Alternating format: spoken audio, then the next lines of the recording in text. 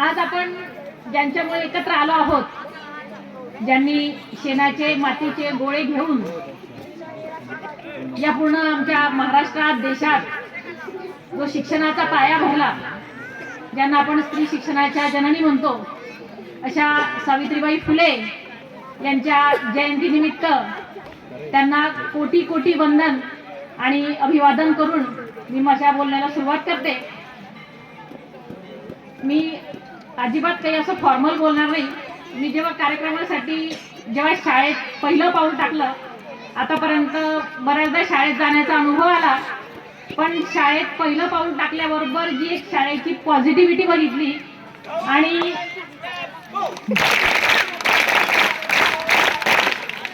आणि सगळ्यात जास्त आनंद जो मनाला भावणारा, की जी आपली संस्कृती आजही मेंटेन करून ठेवली आहे. जेव्हा सगळ्या शिक्षकांचा जी मी एक वेशभूषा बघितली, की जी आपल्या भारतीय संस्कृतीत स्त्री डोक्यावर पदर घेते आणि पुरुषांच्या डोक्यावर टोपी बघितली सर्व शिक्षकांची, तर ते मनाला अक्षरशः स्पर्श करून गेलं.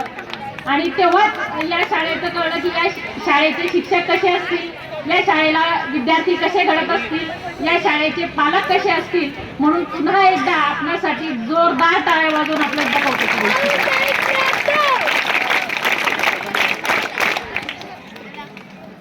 खरं तर बघायला म्हटलं, आता आमची जी चिमुकली सावित्री आली, तिने सगळं इतकं काही सांगून टाकलं, तर मला काही सांगायची गरजच नाही पडली. तर खरोखर या सावित्रीसाठी आपण एकदा जोरदार टाळ्या वाजवून घेऊया.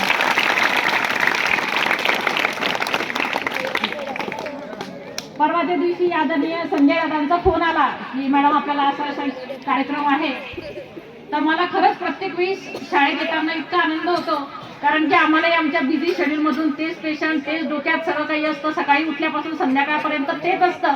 पण जेव्हा आम्ही तुमच्यासाठी विद्यार्थी मित्र मैत्रिणी बघतो, तर आम्ही सगळं आमचा जो काही सगळा वर्कलोड असतो तो विसरतो, पूर्ण वेगळ्या विश्वास जातो. आणि मलाही बोलायला खूप आनंद वाटतो आहे. आणि इथे मला काही असं भाषण किंवा असं काही तुम्हाला बोर वाटेल असं आपल्याला काहीच बोलायचं नाहीये. आपण फक्त एक गप्पा मारूयात.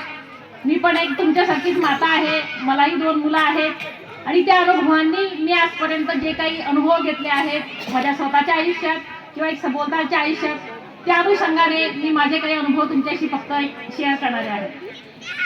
असं म्हणतात की जेव्हा परमेश्वराने ही सृष्टी तयार केली, तेव्हा भगवंताला एखादा एक प्रश्न विचारला की देवा, आता एवढी सुंदर सृष्टी तयार झाली आहे, तर तू आता पुढे काय करणार?